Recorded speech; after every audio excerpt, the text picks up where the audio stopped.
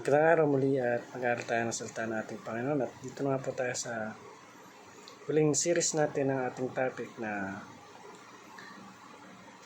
The Redeemer God.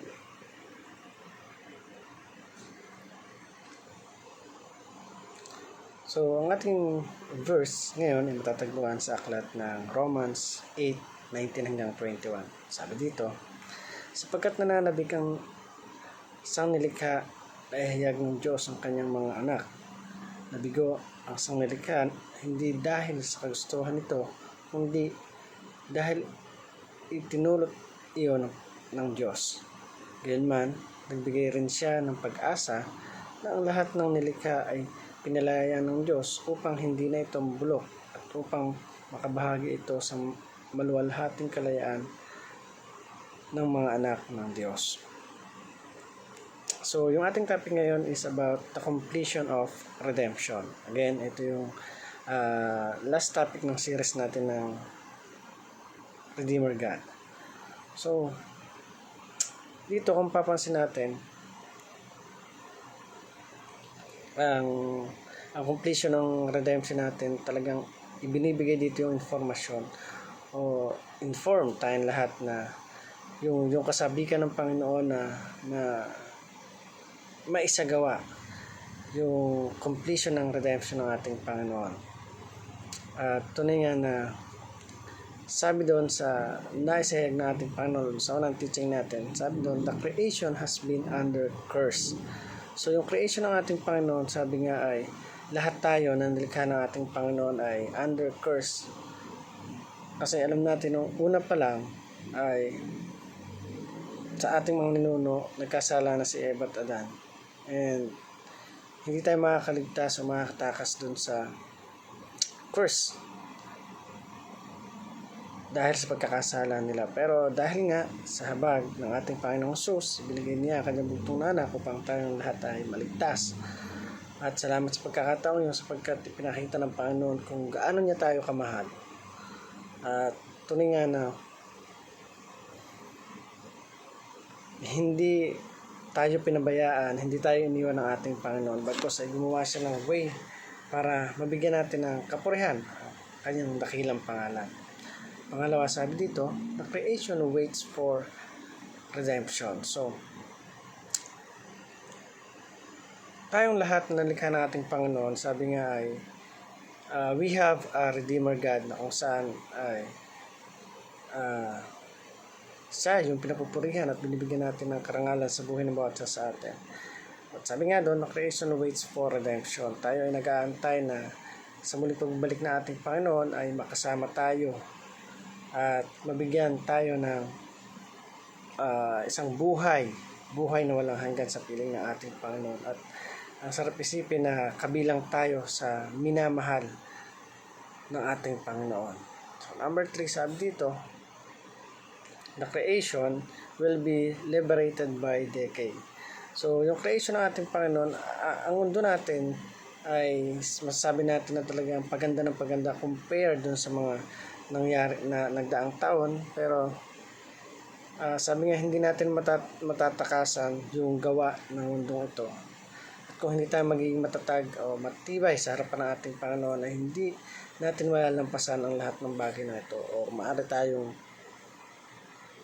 matukso o madala ng, sabi nga ay, simpatya ng sanlibutan ito. So we need to stand with our faith dahil alam natin na talagang marami na yung nababago, marami na yung pagbabago nangyayari sa buhay ng bawat isa sa atin. Kaya patuloy lang tayo na magtiwala sa ating Panginoon at siya yung gagawa ng way para sa atin. Para naman po sa ating application, take care of the creation as an act of worship. So, pangalagaan natin yung creation ng ating Panginoon o tayo bilang mga tagasunod niya, tayo yung creation ng ating Panginoon. Kailangan nating pangalagaan yung buhay na binigay sa atin ng ating Panginoon sapagkat alam natin sa sarili natin na marami tayong pagkukulang, marami tayong nagagawa na mali. Pero dahil nga sa ating Panginoon Jesus,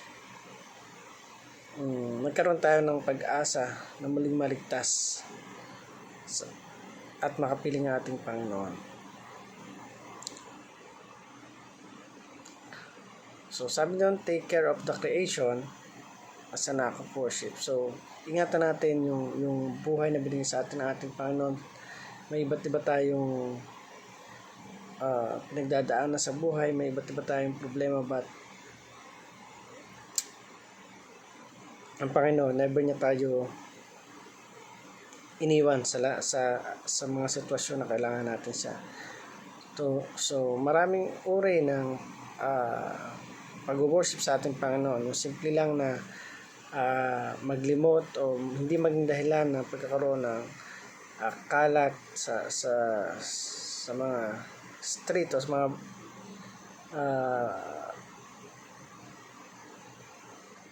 iniimbakan nito.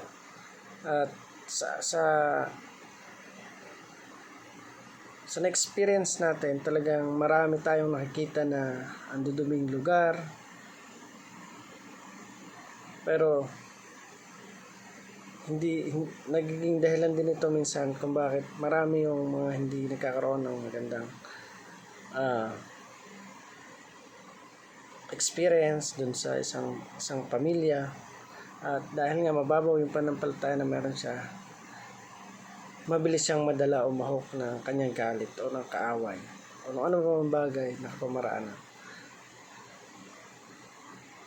So para naman po sa ating application, sabi dito, take care of the again, sa una nating application, sabi dito, take care of the creation of as an act of worship. Pangalawa, sabi dito,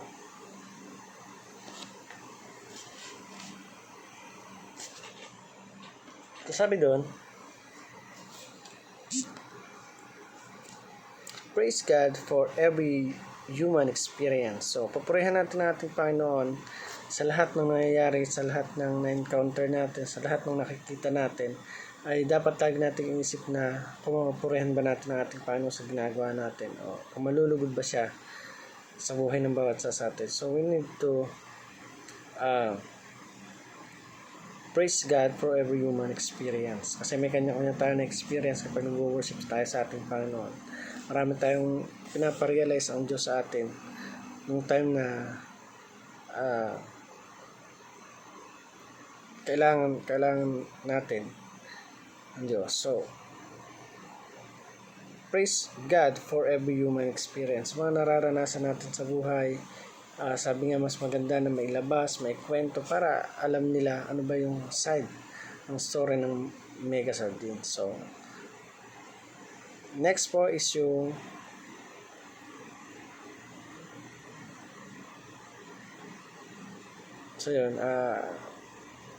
always, sabi doon, always go back for every God creation design. So, balikan natin yung mga ginawa ng ating Panginoon. Meron dito na naka-experience na 4 or 5 days nagkaroon na siya ng sabi nga ay ng sakit, but again lahat tayo ay subject niyan, and we need to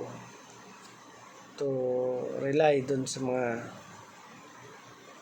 nagpapabalik-balik lang dun. So again, always go back for every creation design. So yung commitment ng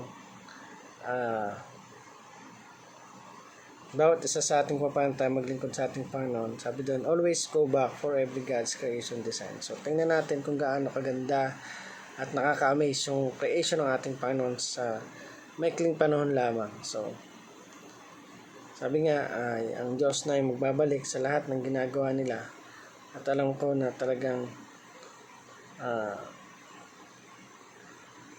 patuloy yung natututunan ng bawat isa sa pag-aaral ng salita ng ating Panginoon. So, good luck. And I hope marami tayong natutulungan at sana'y makasama ka namin sa pag-aaral ng salita ng Panginoon upang ibahagi ito sa mga kaluluwa na nangangailangan ng magandang explanation. So, again, thank you for watching this video. I hope you learned something, and God bless you.